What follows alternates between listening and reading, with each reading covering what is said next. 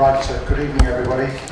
Welcome to the Woking Borough Council Planning Committee of the 10th of December. Just for the avoidance of doubt, we do have two of the items that were originally on the agenda have been deferred or postponed, so the only two applications that we'll be considering tonight are the Forest School and the proposed solar farm. So if anyone's here for any MLAs, apologies. Hopefully everybody got the message that one of them, the last one, was deferred. Right, if I could just go through a few procedural matters before we start. Firstly, this is not the normal room we hold planning committee in. It doesn't really work. The other rooms are being refurbished, so apologies if things don't work out quite as smoothly in terms of logistics, but we'll try it. We will use a public...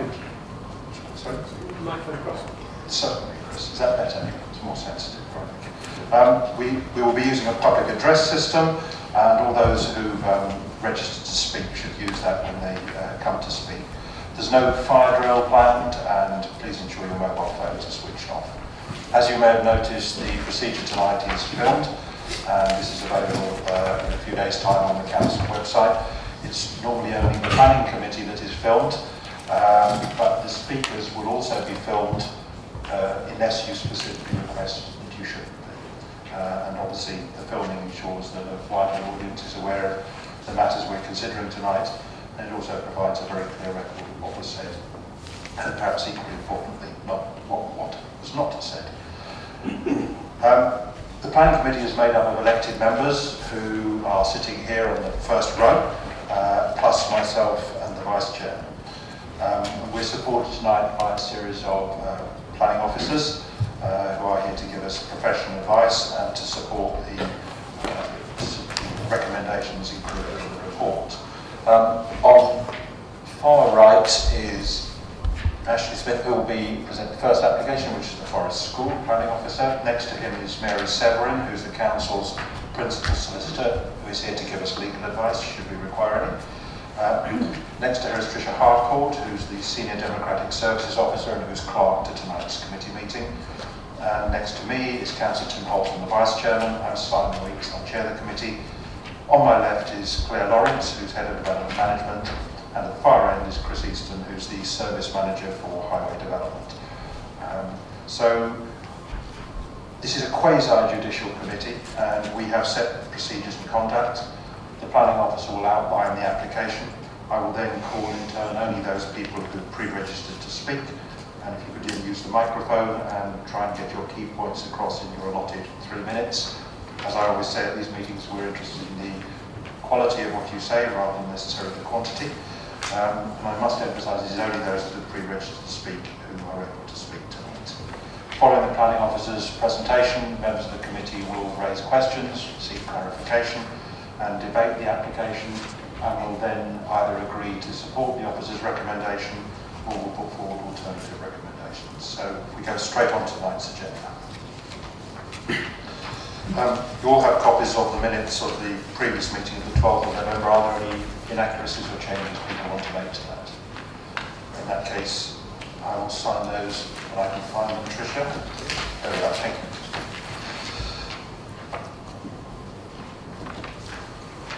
Thank you very much. Apologies, Tricia. Thank you. Bob Pitt has apologised. That means that the total makeup of the committee is 9 people. There are 8 present tonight. Are there any declarations of interest from any of the committee members? I see no one indicating. And items to be deferred and withdrawn, where are the two aforementioned, the Willow Tree Works application and the Frogmore Drive application?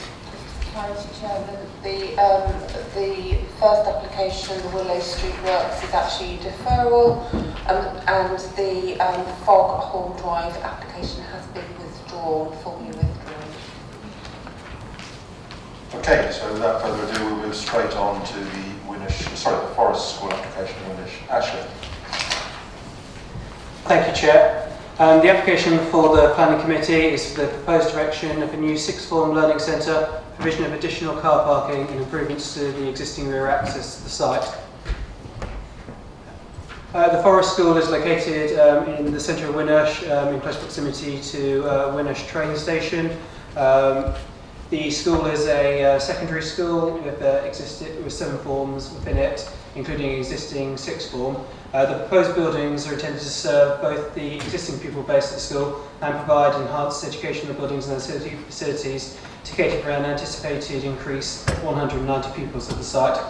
Forest School and a number of schools in the borough are expected to increase 6th form numbers, particularly given the recent increase in school leaving age from 16 to 18 for pupils born after the 1st of September 1997.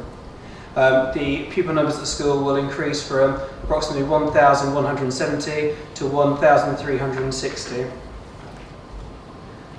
This plan here shows the location plan for the development. As you can see, Forest School is directly to the north of the railway line, and it has separate playing fields outlined in blue to the north. It has 2 existing lawful entrances, one off Robin Hood Way, which is around about here, and one off Arbor Lane, which is a secondary entrance, which is around about here.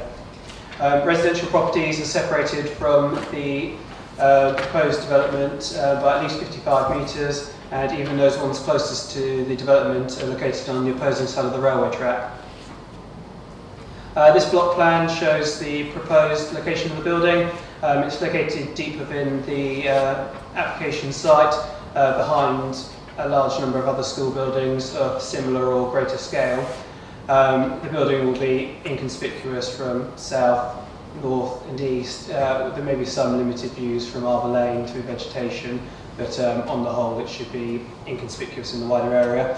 The dimensions of the building are 32 metres in length, 23 metres in depth and approximately 6.75 metres in height. The building will be a modular construction, with varied materials and design features, including interesting fenestration and a portico lean-to at the front.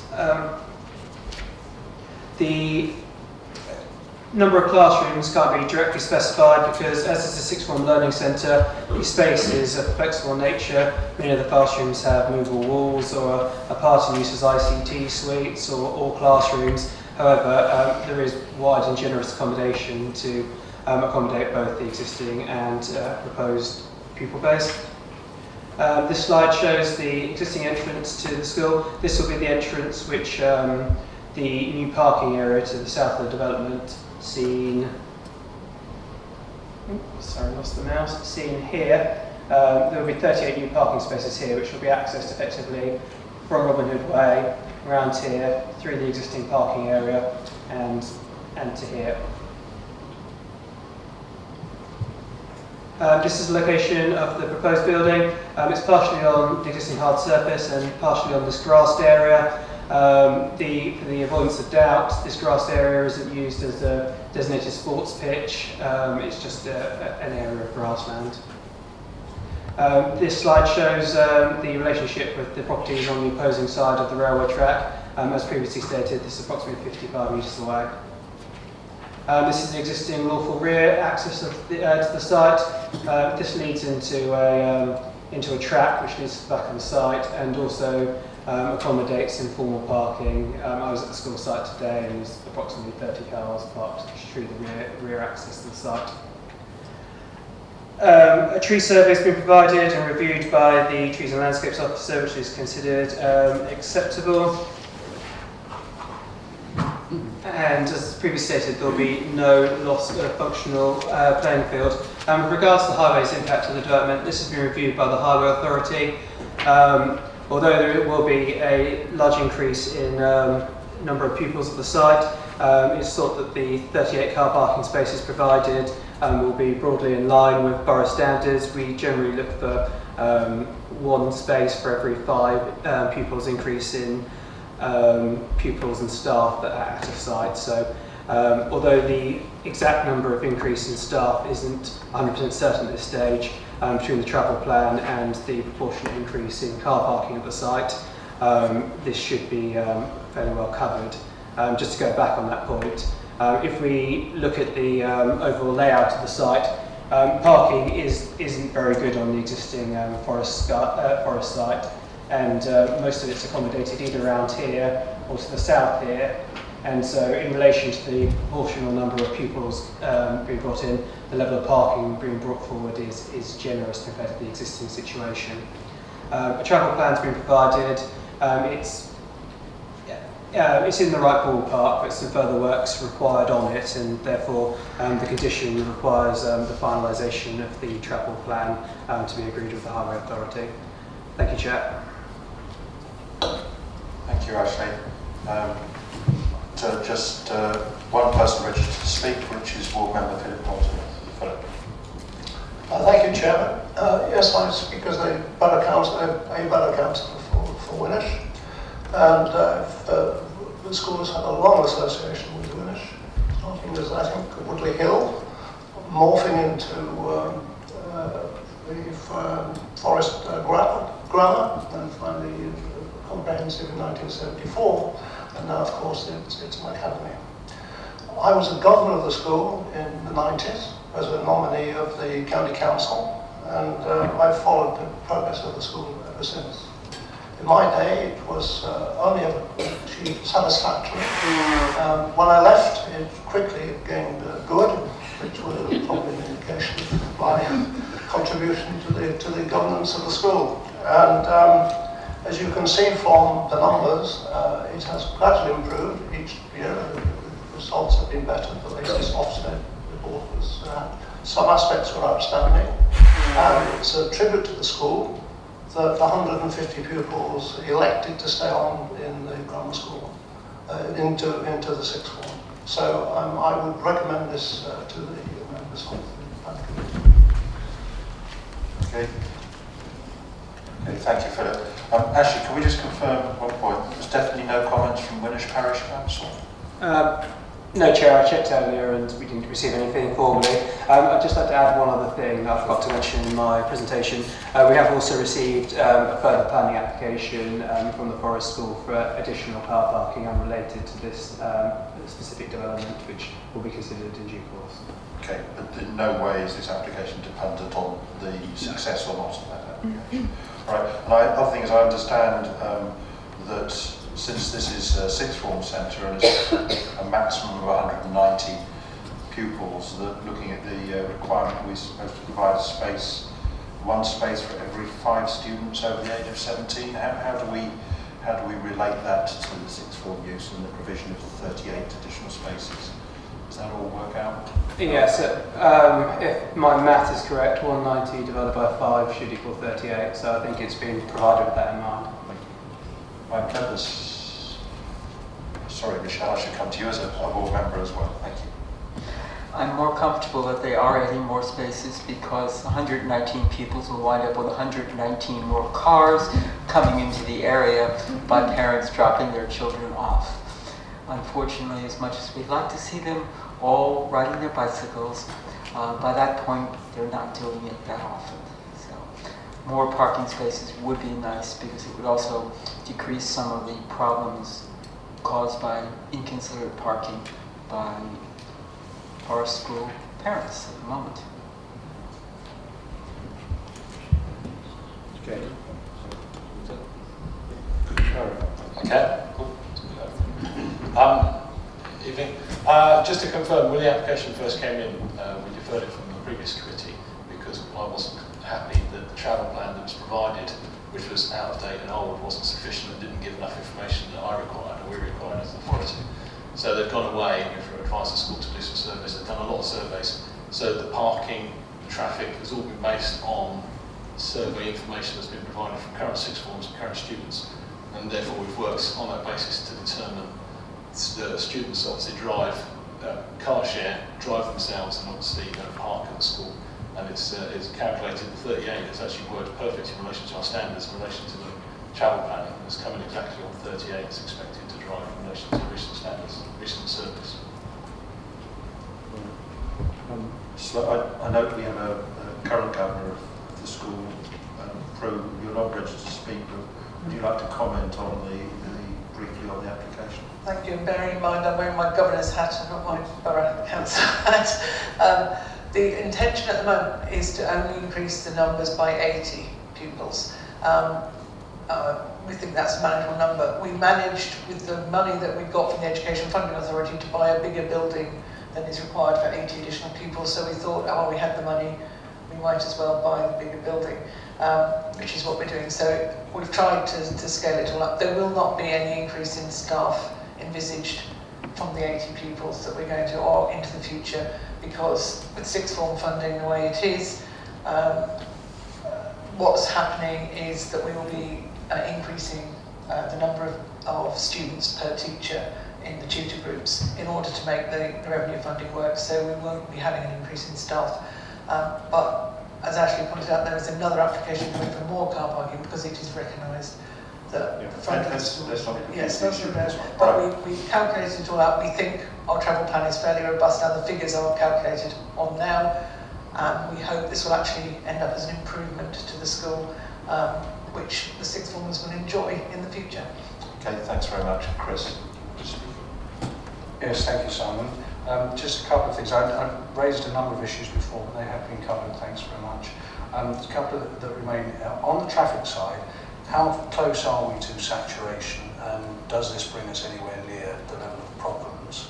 So that's one thing. And the other thing is, in the travel plan is mentioned, are ward members involved in drawing up that travel plan? Thank you. I'm in support of members being involved in the travel plans. That's fine. That's something we previously discussed. In relation to the access, Ashley's kind of pointed out there's 2 points of access already from the school. I know there's some concern with the Arbor Lane development that was recently a committee in relation to the access onto Reading Road. Now, that access already exists, and there is no intention of changing the Arbor Lane access that currently is there or intensifying it. We've obviously heard there is another application, and we'll review that obviously when that comes in to see if that obviously changes anything, or is that just a formalised parking that currently happens informally in that access road. In relation to the Reading Road junction, we're aware obviously that there's been some traffic improvements recently by the new signal control that's gone in. Capacity has been improved in that area. There's also future changes which we're aware of, the Minister Relief Road, and obviously improvements to the travel plan that's been submitted.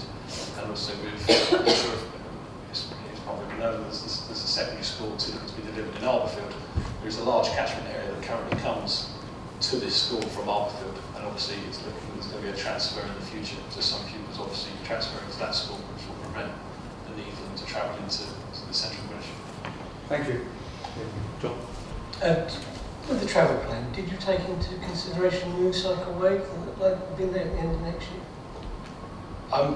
That's something that we'll expect them to pick up, but there is they've identified from the surveys there's a lot of students currently cycling, and they've promoted that there's 2 new cycle sheds which will accommodate 120 cycles, which is quite a benefit, and should obviously be addressed with the new cycle routes. Okay, well I see no one else indicating to speak. This appears to be a fairly uncontentious application, and note that there's 1 letter of objection, 2 letters of comment and 1 letter of support, so there's not overwhelming concerns being expressed there. I think members, there's no changes to any of the conditions, there's no modifications or revisions, I think. Right, sorry, just 1 moment.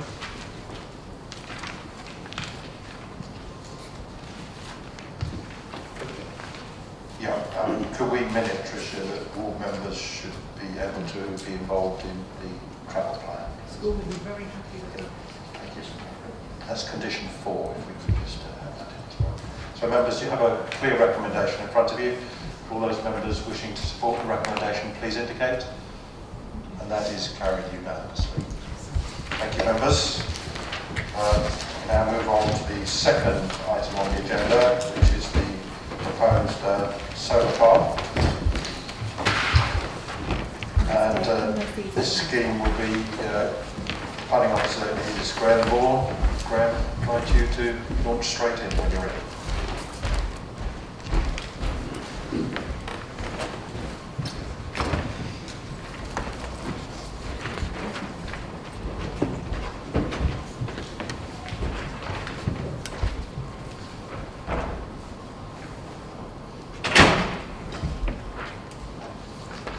Thank you, Chair.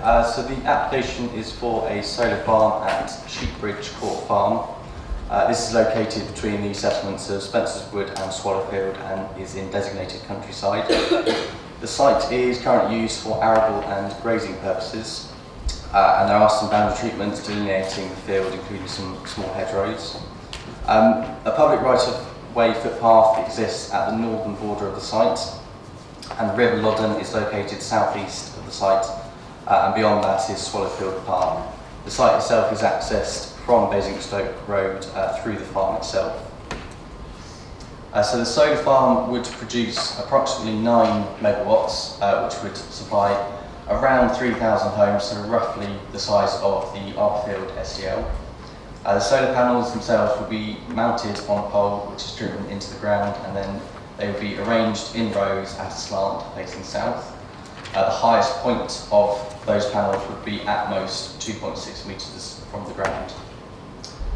Some other infrastructure would be required, including a deer fence, mounted CCTV cameras, the housing for the switchgear, transformers and 4 inverters. And you'll see small indents in the black lines with little white bits on it. That's where the inverters would be. There's also extensive landscaping proposed, including trees and hedges on the boundary of the solar panels themselves, but also further afield. Members went on a site visit and kind of viewed the site from quite a few different viewpoints, so this is just kind of a little bit of a quick tour around the site. This is the top of the field, looking near the border. And then this is kind of looking across the field, and you'll probably just be able to make out that the pylons are right at the back end of that field. This is the top of the field still, but turning the other way, and you'll see that you've kind of got some houses in the background. And then slightly further to the left, taking the tree on the right as your reference, looking more towards some houses, but they are further in the distance. And then the view towards Spencer's Wood. And then, if members will recall where we stopped, and there's a pile of kind of tyres and some sand, this is just slightly further on from that. Again, just looking towards the north, towards some of the houses.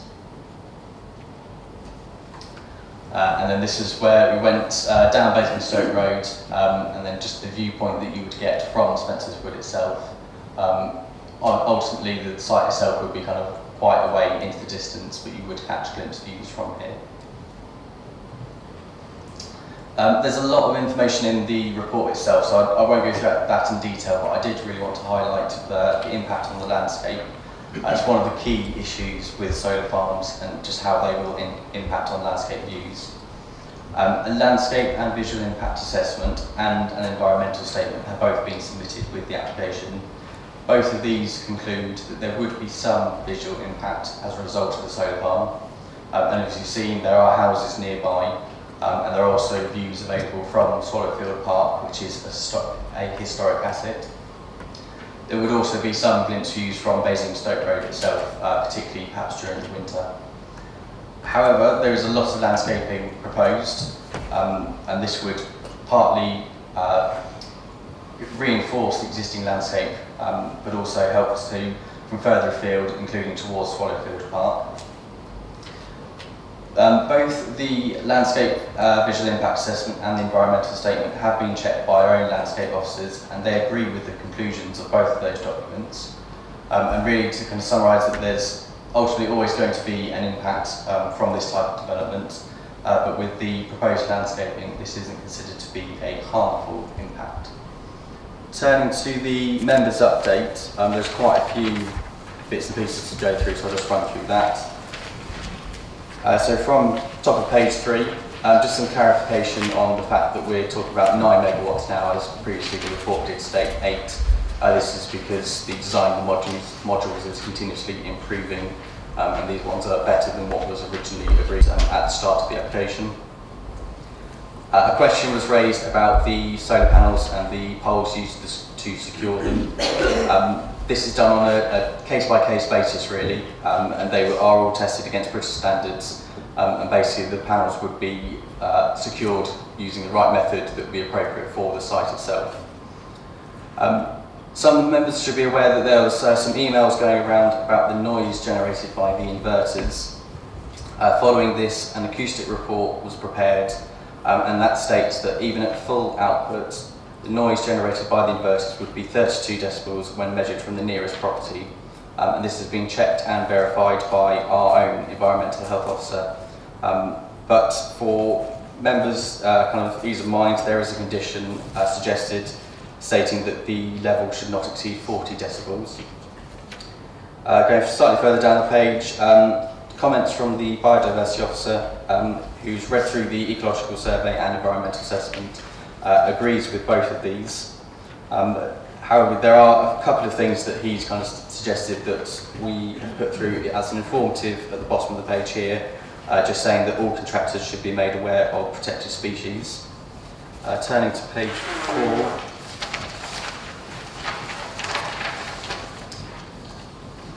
You queried about the decommissioning aspect of the proposal and that it would be taken away up to 25 years, so there's a condition just requiring a decommissioning scheme to be submitted and approved in writing by the local planning authority. And also a further condition stating that the mitigation methods in the landscape and ecological management plan shall be carried out. For clarification, on page 22 of the agenda, I have stated that the site is in flood zone 3. This is a mistake on my part, so I apologise. The site itself, i.e. where the panels are, is in flood zone 1. The access to the site is in flood zone 2, so ultimately the track leading to panels. This is not considered to change the paragraphs 40 and 41 on page 34. They still remain the same. We've spoken to the drainage officer at Woking Borough Council, and they do not see any risk arising from the proposal. Also, the response from English Heritage has been summarised at paragraph 26 on page 32. And for clarification, this has been used to inform the Conservation Officer's response, and as such he concludes that whilst there would be some negative impact on nearby heritage assets, this would be limited and no objection is raised on the basis that the landscaping would mitigate any harmful impact. Also, a question was raised about the extraction of aggregates. Sheepbridge Court Farm itself is not a preferred area for extraction, and it's not been allocated in any local plan policy for that purpose. Adjacent to the site is an area that is likely to be extracted, and that's probably going to come forward within the next few years. The issue would be that the solar farm itself would stop the land being used, land probably being used for the extraction of aggregates for the next 25 years.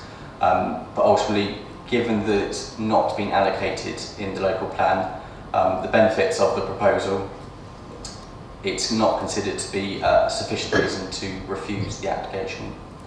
Also, just one final point, there's a slight change to condition 10 in that this says that the solar farm should be removed after 25 years from the date of the permission. That needs to be changed to say the date of connection, i.e. the point at which it's connected to the national grid. This is to allow for time to actually build it in the first place and then to decommission it. It was about 4 months either side, but hopefully that change of condition will allow for that. Thank you.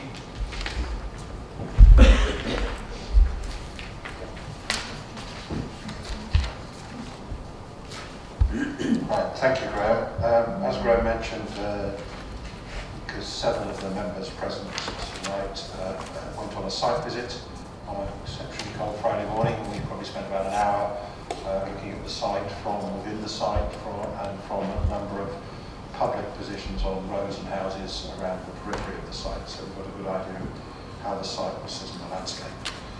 Right, we have a couple of speakers. Firstly, could I ask John Anderson from Swallowfield Parish Council? Good evening. Good evening.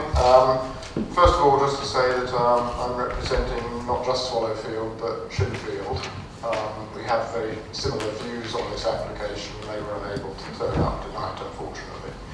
Whilst both parish councils accept that there is a need for renewable energy, we object to this proposal because it is not situated in what we would see as an an appropriate location, and we say that it compromises planning policies CC02 and CC05.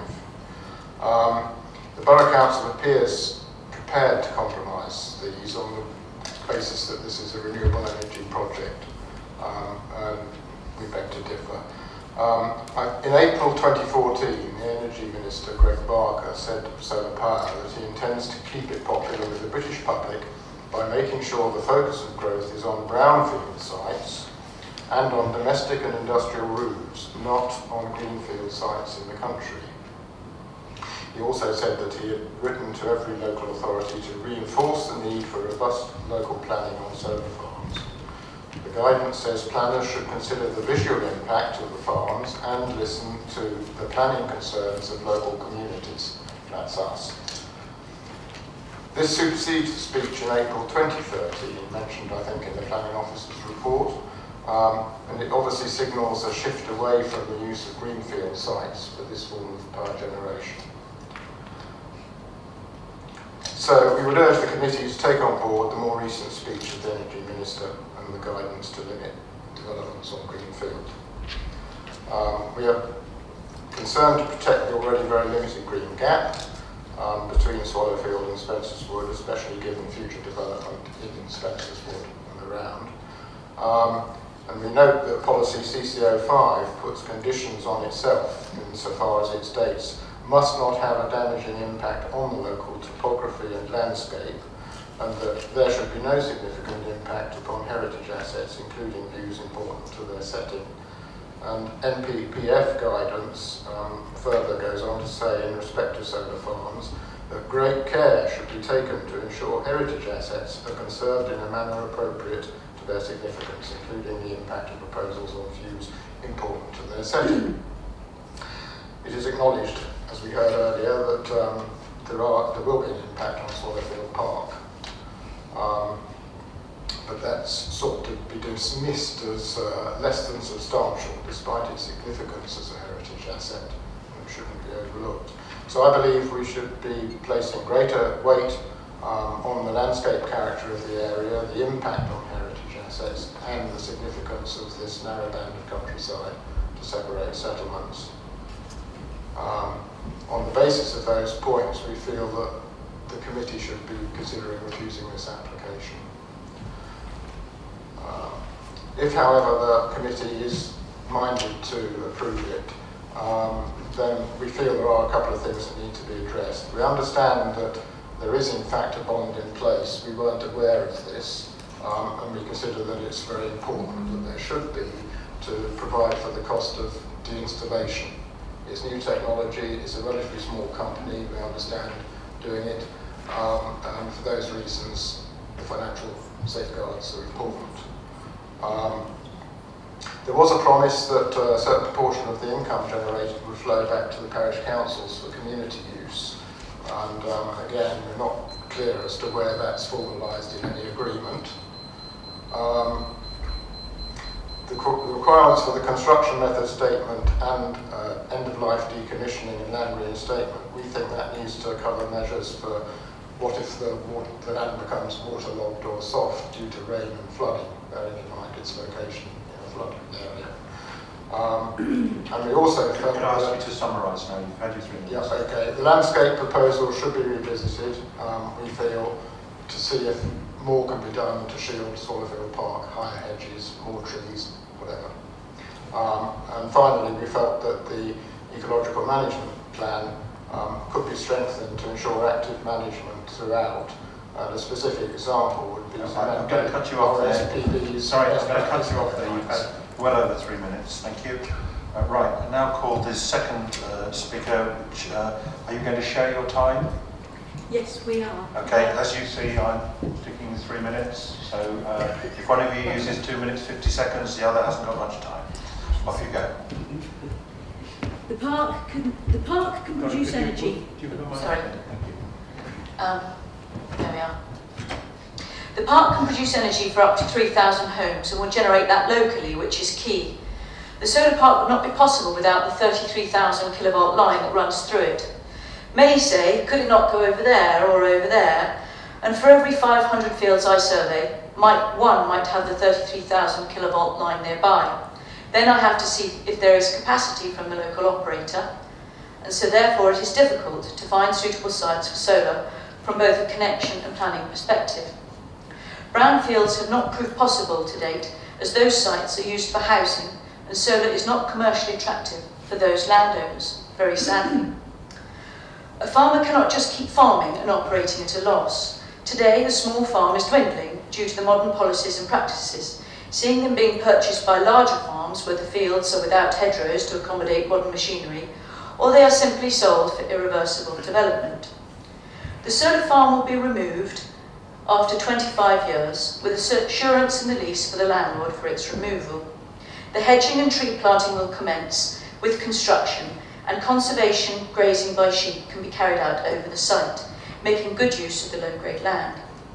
The permission will not alter the status of the land to industrial or commercial, and personally I'm very pleased when a proposal supports the farm so much, as it will in this case. And to ask the parish chairman's point, we pledged at the public meeting an amount for the parish, which we'll be delighted to confirm in writing. The UK solar target will only see the development of approximately 875 solar fields in the UK to reach a 10 gigawatt target.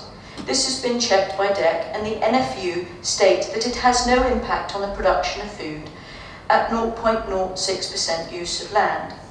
I understand they have much larger issues, so I'm told, on that regard, concerning a large percentage of land used for rape and maize growth that is set for biofuel. This is mostly their concern, and the loss of land for the many thousands of fracking wells that are being proposed, as they are too both heavily subsidised items, and these options do not support the local ecology at all and still pollute our shores. A widely reported State of the Nature report compiled by 25 leading UK NGOs. Our generation has caused the decline of at least, in the last 40 years, of over 50% of our British wildlife, and most wish to see that stopped or reversed where possible.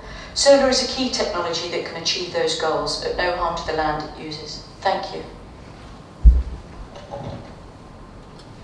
My name is Graham Hall, and I'm the landlord of Sheepridge Court Farm. I farmed 135 acres inherited from my father. Our family would like to keep the farm going and operational into the next generation. To do this, due to its small size, we must diversify. We run a livery yard and a small dog area and cultivate the non-grazing land with a mix of crops depending on the state of the soil, be it wet or dry, for that year. The farm is too small to own its own machinery, so we contract in all the seeding, ploughing, spraying and harvest work, which for a small farm is costly. The arable side simply breaks even most years. We want to diversify in a way that has a benefit for all around us. The proposal for solar seems to fit.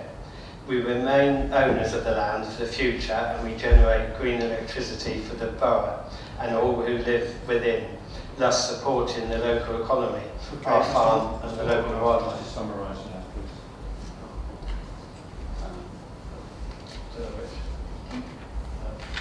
I would be proud to have the solar farm, as it will be, a positive benefit for all. It will mean a clean local energy with wildlife benefits compared to that of modern cultivation and spraying practices. It will help to keep all the farm together, which is what the community would like to see. Okay, thank you very much. Right, could you both turn your microphones off? Thank you. That's fine, thank you for that. Right, a number of questions I think before we, I think that's the last of the, yes, registered speakers. Firstly, members, just to be really clear, there are 3 new conditions proposed, which are conditions 11, 12 and 13, which are those items in italics on your members' update. And there is also an addition of deformative, which is deformative 11, which appears at the bottom of page 3 on the members' update. Graham, just like clarification on a few points, if we go through them one at a time rather than stack them up. This land is not green belts and it's not a special landscaping board. It's what I call conventional countryside, isn't it? Yeah, that's correct. Okay, thank you. Undoubtedly, I think we'd all agree, having seen the size and the scale, there will be some impact on the landscape, and I think that's acknowledged in the report. Mention has been made of the reference to Swallowfield Park and the comments from English Heritage, who are not raising objections to this. And English Heritage are the primary consultee, are they not, on matters relating to listed buildings? Again, correct. There's been reference to a financial bond. I can see the reason for that. I'm glad to hear that it does sound as though something's in place, but I don't actually think that's a matter for the planning committee to consider. Just as when we grant permission for a major development, we don't consider whether it's possible whether that development could fail partway through and be left as an eyesore. It's not something that is within our remit, but I'm very encouraged to hear that it does sound as though that issue has been addressed. The other matter I don't know if we get any clarification on, or it's not directly a planning matter, but there's been reference to some financial benefit to the presumably parishes of Shinfield and Swallowfield. Is anybody in a position to be able to confirm anything more about that without breaching any confidentiality? In the public meetings, we pledged that we would place for each of the parishes, respective of the size of the park, £2,000 per megawatt. So if the site is 9 megawatts, then £18,000 would be pledged to the parish. And if there's 2 parishes, then split between. Okay, thank you for clarifying that. Okay, members. Chris. The parish council was contending that it would be better to use brownfield sites, and the applicant is saying it's difficult in the borough because you need access to the grid to pump the electricity in. Could the officer give a view on that, please?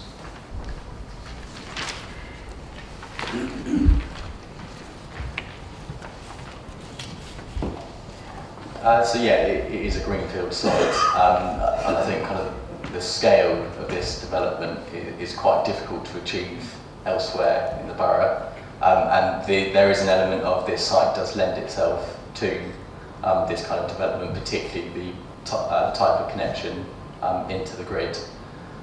It is, as I say, it is kind of national policy that we are trying to encourage the brownfield sites. Ultimately, that's not always possible, and I think this site, as I said, does lend itself very well to it, and there are significant benefits of this scheme.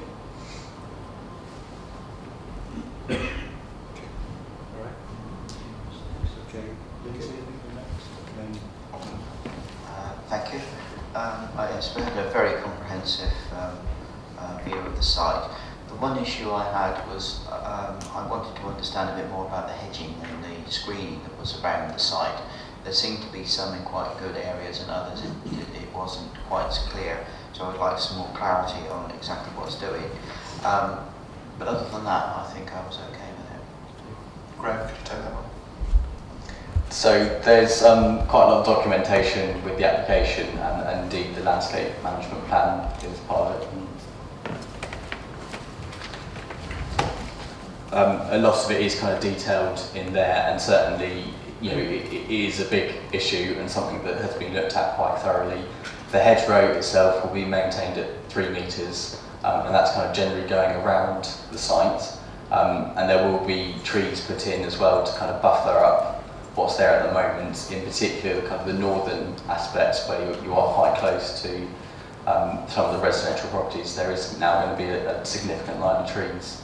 So there will be trees planted. Yeah, so I think, admittedly, fair enough, it may not be quite so obvious in the report, but there is a lot of documentation with the application saying that there will be significant vegetation put in for it. So I think it would be covered, and we've also had it checked by our own landscape officers, who also agree that it's a fair assessment and the right amount of vegetation. And would that also help with any noise that may come from the site with the screening? I think it would perhaps filter some of the noise, but as you see from the members' updates, the noise of the inverters is found to be acceptable when taken from the nearest residential property.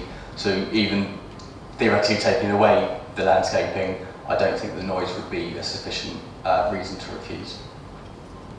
Okay, again, just a question for the applicant. If this application is to be approved, would you take advantage of the normal winter planting season this winter so that any vegetation would get a good head start? Would that be your intention? Yes, the proposal is to start the tree planting and the hedge planting at the same time as construction along the northern, all the borders proposed for hedgerow planting and the trees. And then following that will be the sowing of grasses within the site.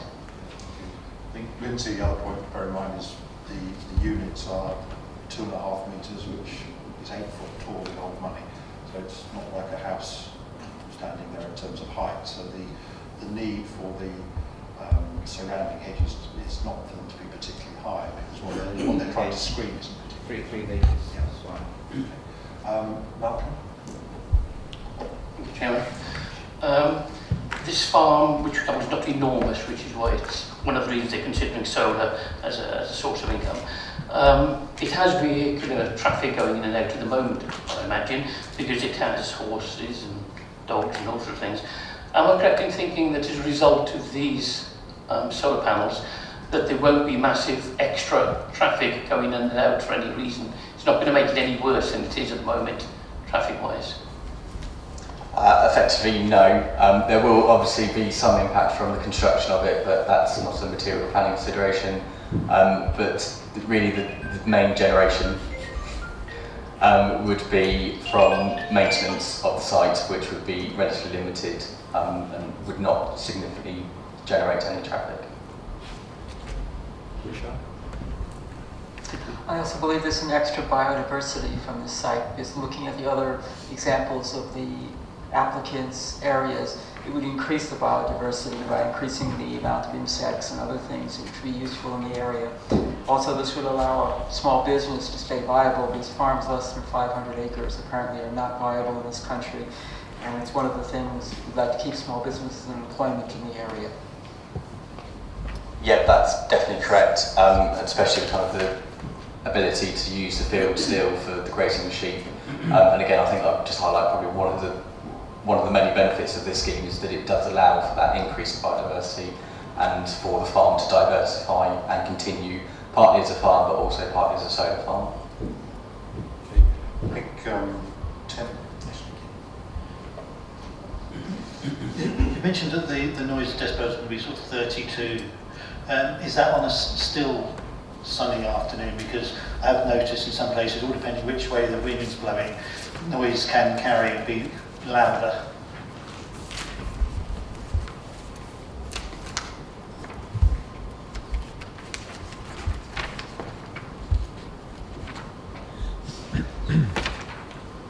Whilst Graham's looking that information up, all members of the committee have had a series of emails from local residents expressing concern about noise from inverters and asking that there will be a condition put on limiting it to 40 decibels, which is precisely what condition 11 we're adding offers. Sorry, just trying to look at the acoustic report. There are some assumptions that are made in that report. Obviously, it's difficult to control every single possible aspect.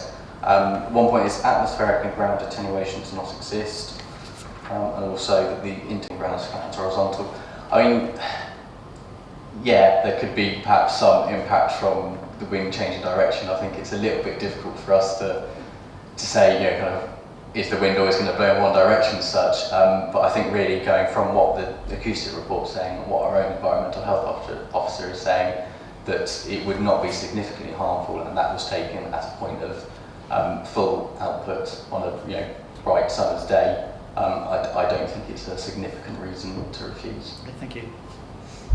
I guess another thing probably just worth reminding people is that although these units, I understand, don't require sunlight, it can just be light. At night, when noise is a more sensitive issue, one assumes they're not generating electricity, and the inverters would therefore be largely inactive. So. Yes, that's correct. John? Thank you, Chairman. I mean, it's disturbing when you hear a farm of this size is not viable.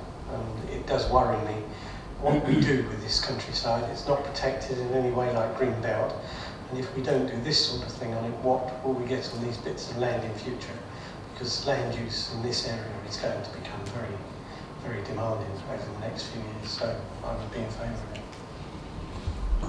I think members, the other thing I have to say I'm pleasantly surprised at is despite this being quite a large scale development, temporary development, even if it's a 25-year temporary development, and being visible by my calculations and looking at the map, by probably at least 100 properties will overlook the site, possibly more, that it's actually only generated 4 letters of objection, which to some extent may be slightly parried by 4 letters of support. I know in my ward when somebody wanted to put 5 acres of something fairly unnatural, an agricultural farm, it produced 220 letters of objection. So clearly there seems to have been some work done in conjunction with the local community to explain what's going on and to provide some reassurances. Are there any other members wishing to speak? Is there any member wishing to make an alternative proposal to that that's included in the report? In that case, we're going to go to vote on this one. Just to remind members that it is exactly as detailed in the report, with the addition of 3 conditions, 11, 12 and 13, which relate to noise and biodiversity, and also informative 11, which is also added to that. So members, would you please indicate whether you're prepared to support the application? That is carried unanimously. Thank you, members. And that is the last item of the applications. We do have to discuss the site visit in the budget. So, if members of the public wish to leave, that's fine. Well, then they're welcome to stay while we sort out the site.